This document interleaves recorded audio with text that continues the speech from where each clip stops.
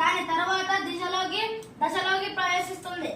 గొంగళి తర్వాత నెక్స్ట్ ఆ చిలుక దశలోకి ప్రవేశిస్తుంది. అప్పుడు అది తన జీవ కణాలను ద్రవ రూపంలోకి సంతరించుకుంటాయి. తర్వాత సీతాకోక చిలుకగా రూపాంతరం చెందుతుంది.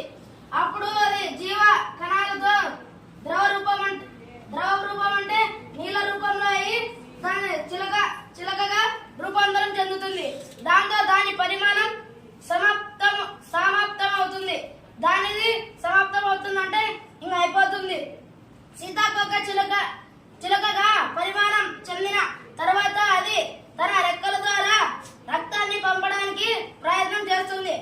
ఆ సీతాకోక చిలుక అయినప్పుడు అది రక్తం నుంచి